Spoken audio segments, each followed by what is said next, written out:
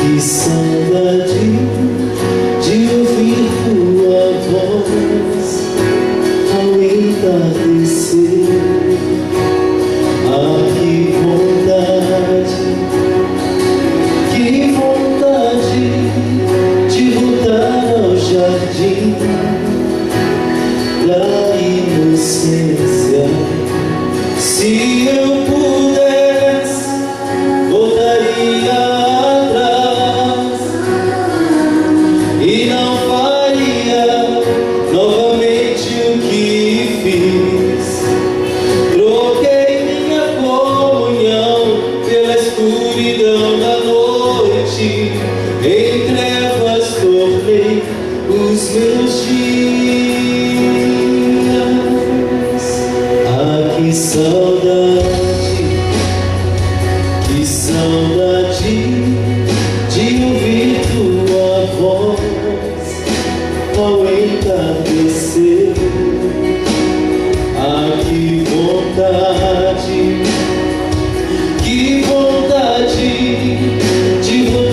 ao jardim da inocência. Se eu pudesse, voltaria atrás e não faria novamente o que fiz. Eu troquei minha comunhão pela escuridão da noite, em trevas tornei os meus dias. Ah, que vontade de andar contigo pelo jardim, na viração dos dias. Eu pegar em suas mãos e voar pela imensidão da terra e te adorar. Ah, que vontade de dizer a ti tudo que aprendi nesse jardim, jardim da inocência. Oh, oh,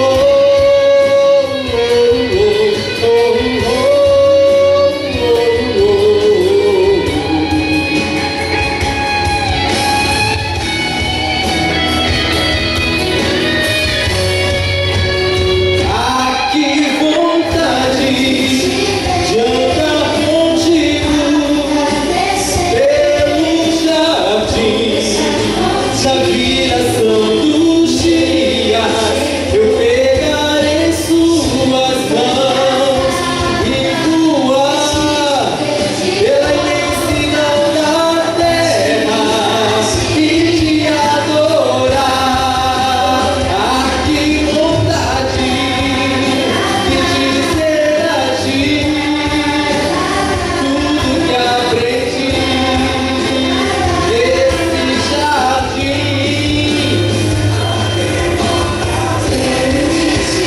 de andar contigo pelo jardim, na viração dos dias. Eu pegar em suas mãos e voar pela imensidão da terra e te adorar. Ah, que vontade de dizer a ti tudo que aprendi nesse jardim,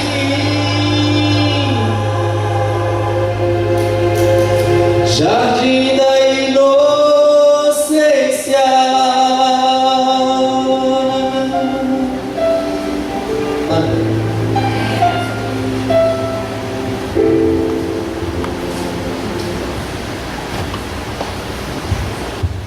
Boa tarde, irmãos. Feliz semana.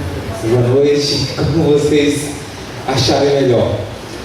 É muito bom estarmos juntos aqui mais uma vez e a gente vai aprender um pouquinho da palavra de Deus, mais uma vez. Amém? Feche seus olhos para falarmos com Deus.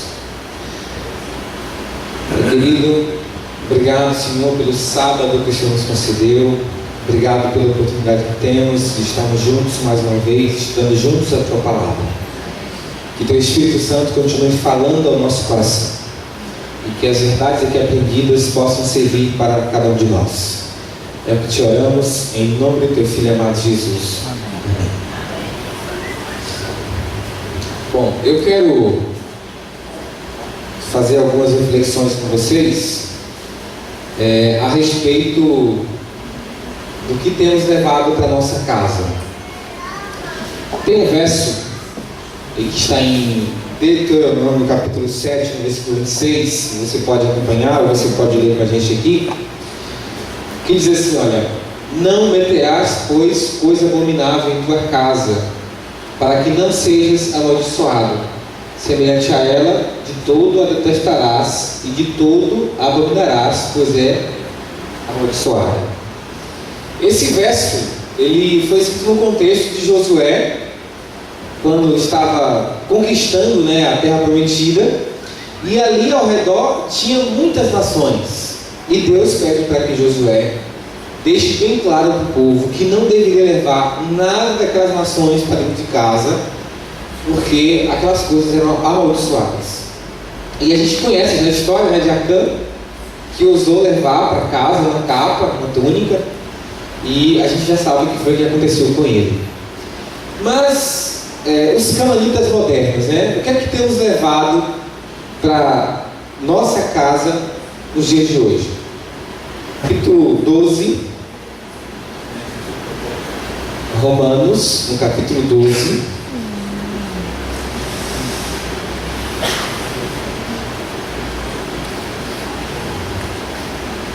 versículo 2.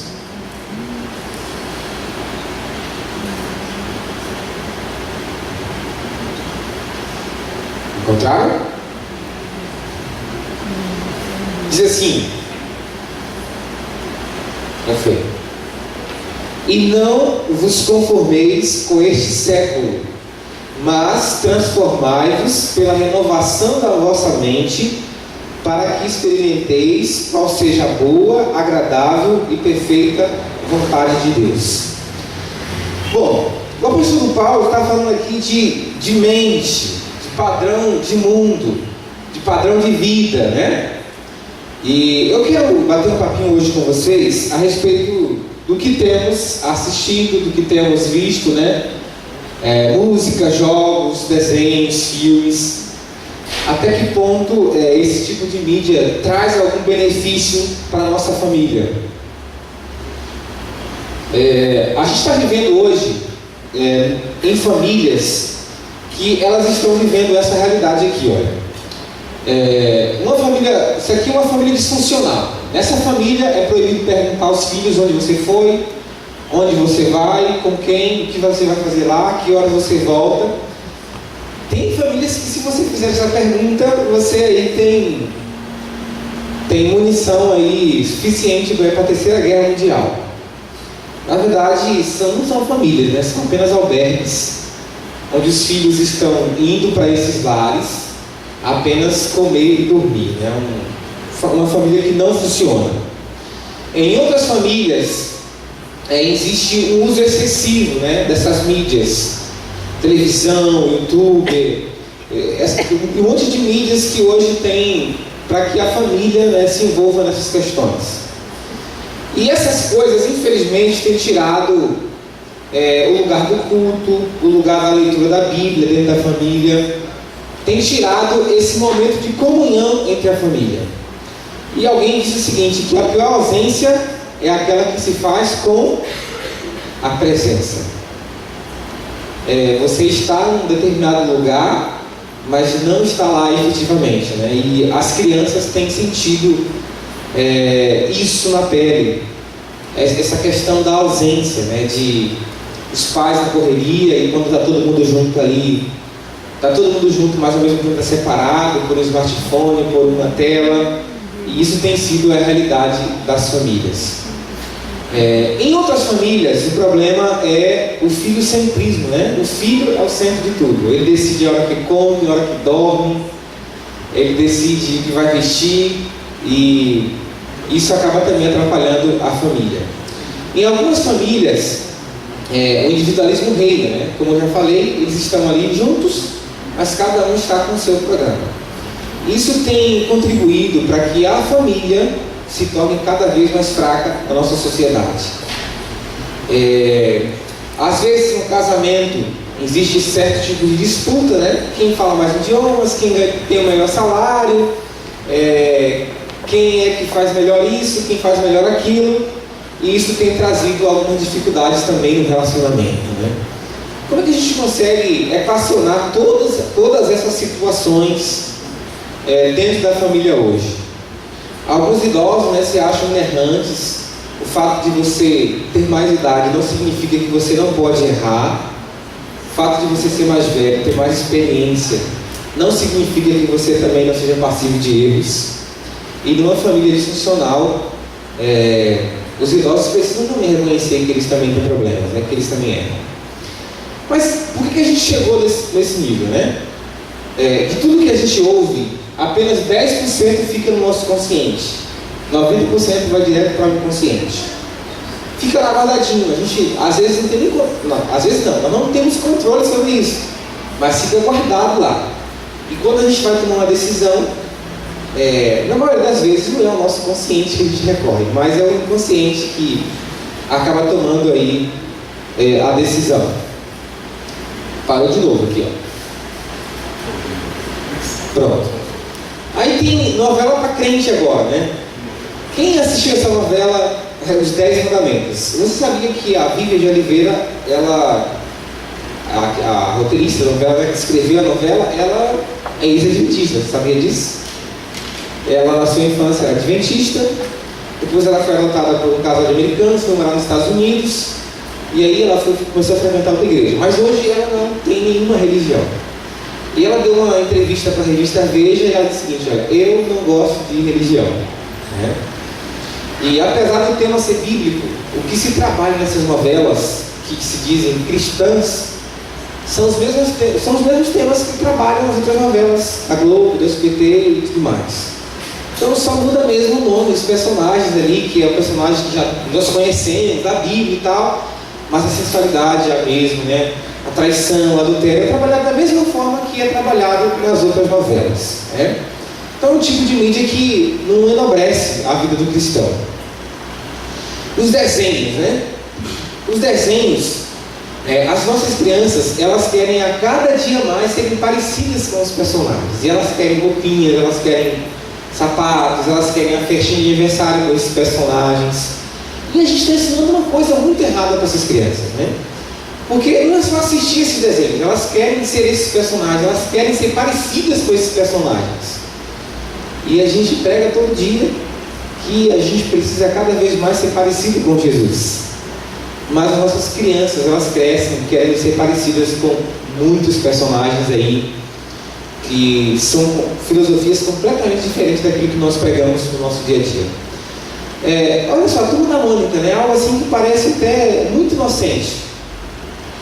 Mas tem uma revista da Turma da Mônica que está em circulação, que é essa aqui, ó, O Meu Pequeno Evangelho, Ensinamento de Amor em Forma Divertida. Sabe o que é isso?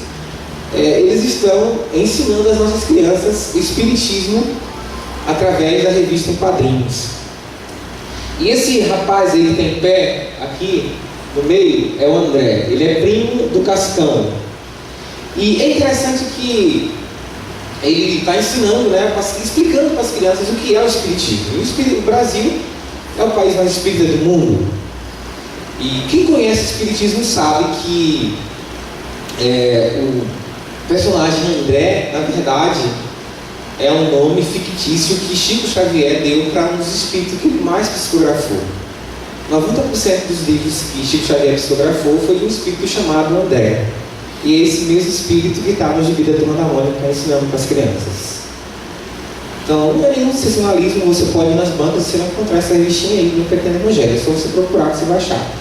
Custa R$30. E as crianças estão sendo doutrinadas com esse tipo de mídia, né? Aí tem o Batman e o Superman, né, que tem sido uma febre esse tipo de filme. A gente sabe que o Superman, ele é um alienígena. que precisou se tornar humano para salvar o quê? A humanidade. Olha só, um alienígena que precisou se tornar humano para salvar a humanidade. Você não já leu essa história na Bíblia, não? De alguém que teve que descer do céu, se fazer presente, Deus conosco, para salvar a humanidade. Mas agora eles fizeram um filme, Batman vs Superman. E Superman é o salvador da humanidade. E o Batman, quem é o Batman? É o Cavaleiro das Trevas. E é interessante que em todas as revistas em quadrinhos, o Batman ele ganha do Superman. Ou seja, o Cavaleiro das Trevas sempre vence o salvador da humanidade. E nesse novo filme que eles fizeram, como é que começa a briga? Porque o Batman, né, que é o Cavaleiro das Trevas, fica incomodado porque o Superman ele tem muito poder. E a gente já conhece essa história. Na verdade, o que o cinema está fazendo é contando a história do grande conflito, só que da forma errada.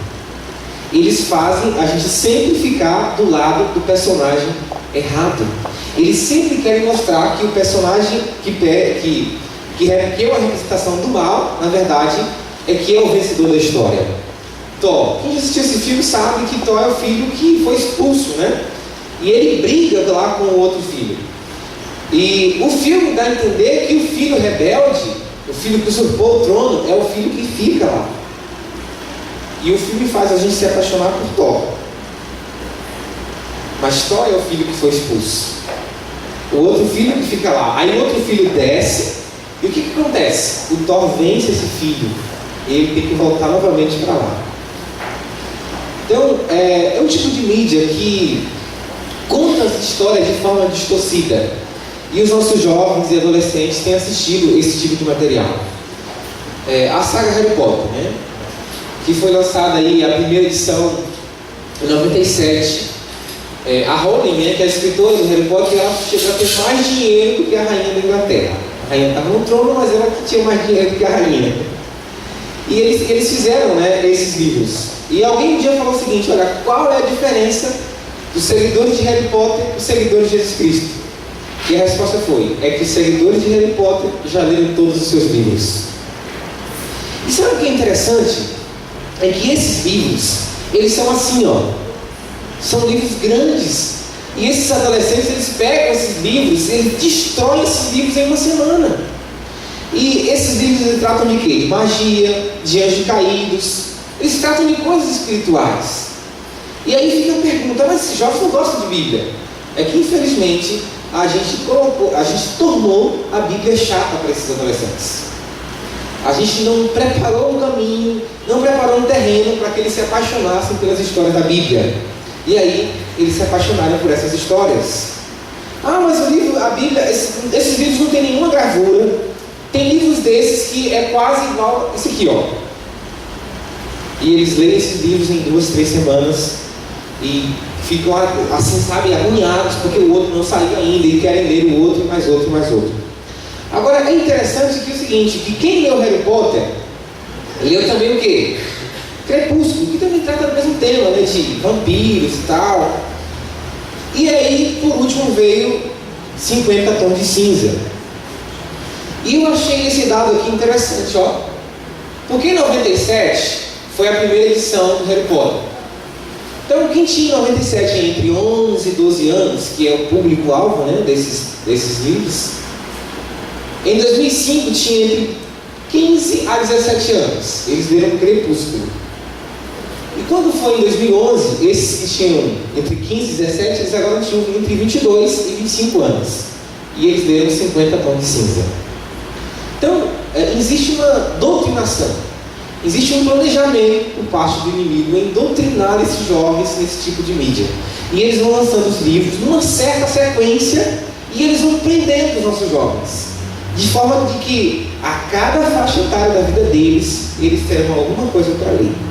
E é interessante que a autora de Crepúsculo, ela leu muito Harry Potter na sua adolescência, né? E assim vice-versa, você vai ter uma cadeia, né? E agora a sensação do momento é essa moça aqui chamada Cassandra Clare. Ela já vendeu mais de 26 milhões de livros em todo o mundo. Olha o nome dos livros dela. É a série dos Instrumentos Mortais. Cidade dos ossos, cidade das cinzas, cidade de vidro, cidade dos anjos caídos, cidade das almas perdidas, cidade do fogo celestial. E ela acredita esse sucesso principalmente a personagens como Claire, que é um anjo caído, né? Que é um anjo caído. E ela disse o seguinte, que ela leu em algum lugar que se ela fizesse tatuagens, que ela receberia espíritos. E ela fez uma tatuagem, e ela disse que a partir desse dia ela começou a receber inspiração para escrever esses livros. E aqui, essa é uma imagem da Bienal do Livro de São Paulo 2014. Os adolescentes, a Bienal teve que reorganizar toda a sua estrutura para receber esses adolescentes, porque foi uma expectativa muito grande, porque ela iria palestrar. E olha, perceba que são meninas, né, na faixa etária aí, de 15 a 17 anos, e olha, elas estão seguindo o conselho da Cassandra, né? E ela também dá uma entrevista, ela falando da tatuagem, e as adolescentes, elas ficavam seguindo essa tendência, né? Jeremias 30, no versículo 2, o Senhor pede para que ele escreva num livro, né? Na verdade, o cristianismo é a maior religião do mundo e é baseada num livro. Então, a ideia de doutrinar através dos livros é uma ideia de Deus. Você já viu alguém falar assim, olha, o filme é muito bom, mas o livro é muito melhor? Você já viu alguém falar assim? De fato, porque o livro, ele tem um poder muito maior de doutrinar as pessoas. E o inimigo percebeu essa estratégia e agora tem usado essa estratégia para doutrinar os nossos jovens. Eu quero falar aqui um pouquinho agora sobre padrões transgeracionais. Padrões transgeracionais são os padrões que a gente acaba tendo da nossa família, né? Nós temos um histórico familiar. E nessa família que a gente veio, a gente aprende muitas coisas. E em alguns momentos, essas coisas que nós aprendemos, nós levamos para o nosso casamento, levamos para nossas relações. Mas a pergunta que você precisa fazer é: o que eu trouxe da minha família? É algo bom ou é algo ruim? Como eu falei aqui de manhã, a questão da mentira de Abraão. Abraão mentiu e ele percebeu que aquilo era uma alternativa boa para escapar das situações de perigo. E aí vem Isaac, e acho que isso está no capítulo 24, você vai perceber que ele vai usar a mesma mentira que o pai usou, dizendo que Rebeca era sua irmã. E quando você olha para a vida de Jacó, você vai perceber também que a mentira era algo constante na vida dele. Então, foi um padrão que se formou, né? Abraão mentiu, o filho Isaac mentiu, o neto Jacó também era mentiroso. E geralmente é assim. A gente consegue, né, carregar esses defeitos que a gente trouxe da nossa família e tal, e a gente acaba passando isso, né, para a geração adiante. Mas no meio dessa geração, a gente tem aí, nasce um menino, né, chamado José. A família de Jacó era uma família completamente desestabilizada. Primeiro que ele casou com uma mulher que ele não queria casar. Aí depois ele casou com quem ele queria casar, mas essa mulher morreu. Ele tinha 12 filhos, mas ele deixava bem claro que os 12 filhos, que ele gostava mais de 2. E isso já causou um grande conflito na família, já causou ali um grande burburinho entre os irmãos, de certa forma que ninguém quer ser rejeitado, né? A rejeição é o pior sentimento que existe. E aqueles jovens ali crescem ali com muita hostilidade, e tudo isso é causado por um pai que tomou decisões erradas. Então, José nasceu num contexto de mentira, de negligência, de traição, de rejeição. E a história de José, ela mostra algo interessante para a nossa vida. Porque, às vezes, nós costumamos colocar a culpa na nossa família, né? Mas eu nasci numa família assim, então eu sou assim, e alguns dizem, né? Eu vou morrer assim. Deus tem misericórdia desses. Mas algumas pessoas batem no peito e dizem: eu nasci assim, a minha família, todo mundo era assim, e eu também sou assim. Eu aprendi isso com meu pai, aprendi isso com a minha mãe. Só que a história de José mostra que a gente não precisa ser igual aos nossos bisavós, igual aos nossos avós, igual aos nossos pais. A gente pode fazer diferente. A gente precisa fazer diferente. Nós podemos fazer diferente. Na verdade, a vontade de Deus, o desejo de Deus é que a gente quebre esse padrão de erros que a nossa família cometeu e que a gente vem trazendo por várias e várias gerações. E isso pode ser muitas coisas, né? Cada família tem o seu problema, cada família tem a sua dificuldade. Mas cabe a você mudar esse contexto. Cabe a você mudar esse padrão que foi imposto sobre a tua família, né? E mesmo nesse ambiente, né, de mentiras, de negligência, de traições, de rejeição, José, ele venceu o passado, porque ele poderia escolher ser igual a todo o histórico familiar que ele tinha, dava uma missão suficiente para dizer o seguinte: não tem problema nenhum, você também é mentiroso, porque todo mundo na minha família era mentiroso, todo mundo na minha família gostava de trapacear, então eu também vou ser um igual desse. Ele estava determinado de que ele iria seguir um padrão. E aí ele também passou por vários traumas psicológicos, né? A hostilidade dos seus irmãos, vendido, jogado no poço, vendido como escravo, e agora as coisas começam a clarear, ele é acusado injustamente e é levado à prisão. Ele passou por vários traumas psicológicos. E aí fecha, né, o nosso leque de oportunidades que a gente tem para continuar fazendo as coisas erradas. Às vezes a gente escolhe o passado para continuar fazendo errado. Às vezes a gente escolhe o padrão da nossa família para continuar fazendo errado. E às vezes a gente até culpa os nossos traumas psicológicos para continuar fazendo errado.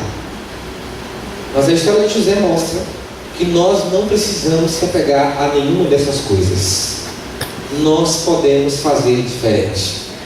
E o segredo disso, abra sua Bíblia em Gênesis capítulo 39.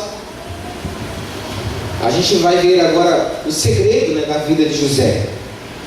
Gênesis capítulo 39, no versículo 2. Diz assim: olha, o Senhor era com José, que veio a ser homem próspero e estava na casa de seu senhor egípcio. Vendo Potifar que o Senhor era com José, era com ele, com tudo que ele fazia, o Senhor prosperava em suas mãos. Amém? Como foi que José conseguiu vencer tudo isso? Passado, trauma, determinismo, se colocando nas mãos de Deus. Nós não precisamos cometer os mesmos erros que nossos pais cometeram. Pela graça de Deus e pelo poder de Deus em nossa vida, nós podemos fazer diferente. Amém? É só uma questão de escolha nossa, né? De confiar no Senhor e pedir para que Ele nos abençoe. E por fim, a gente precisa entender que precisamos de Deus para mudar a nossa história.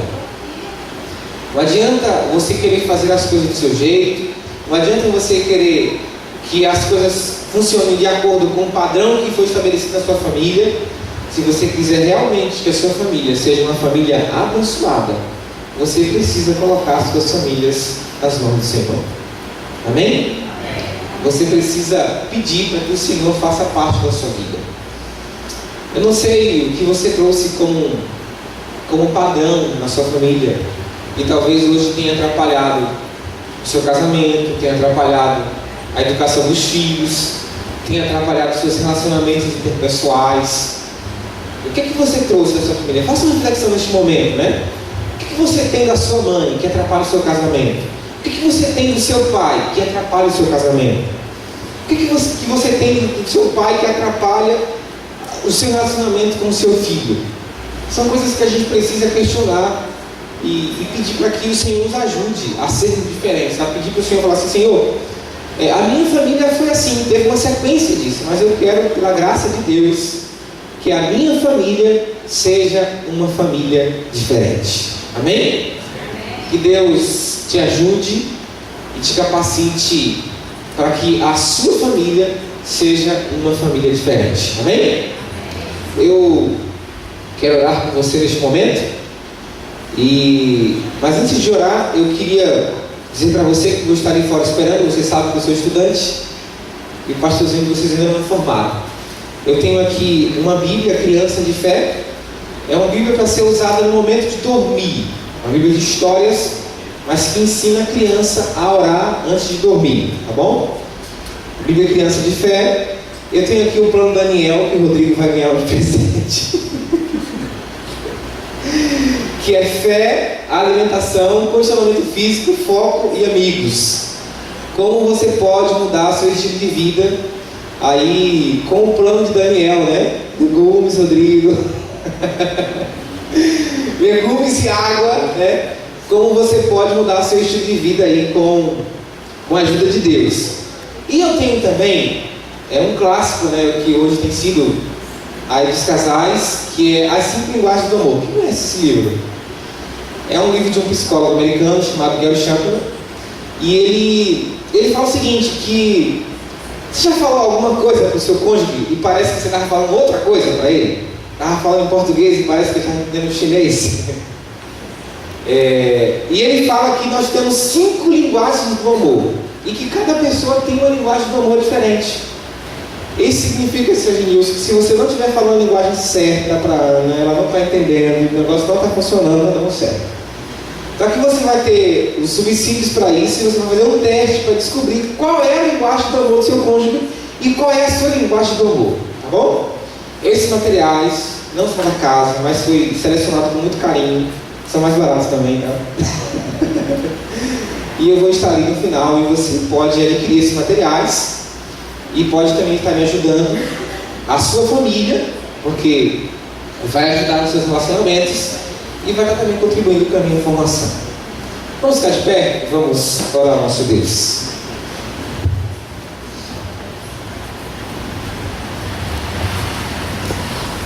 Pai querido, obrigado, Senhor, por mais um sábado que se passou. Foi uma semana a menos para a eternidade que queremos passar contigo. Deus Todo-Poderoso, agora se inicia um novo ciclo, uma nova semana. E queremos, ó Pai, também pedir a Tua bênção sobre a mesma. Deus Todo-Poderoso, é bem verdade, Senhor, que nós somos cheios de defeitos.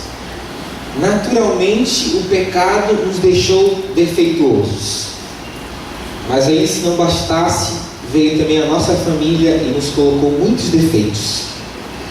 Mas nessa noite, nós queremos pedir a Tua graça para que a nossa história seja uma história diferente. Nós queremos pedir o Teu poder em nossa vida, para que no meio de uma família desestruturada, a nossa história seja uma história diferente. Pai, que Ele nos ajude a não cometer os mesmos erros que nossos pais cometeram, mas nos ajude a fazermos diferente, a criarmos nossos filhos de forma diferente, ao nosso casamento ser diferente. E Pai querido, tudo isso só é possível se o Senhor for conosco. Tua palavra diz que o Senhor era com José e ele conseguiu vencer. Que também o Senhor seja com cada um de nós nessa noite. Fica com cada um de nós, perdoa os nossos pecados, é o que te oramos, em nome do Teu Filho amado Jesus. Amém.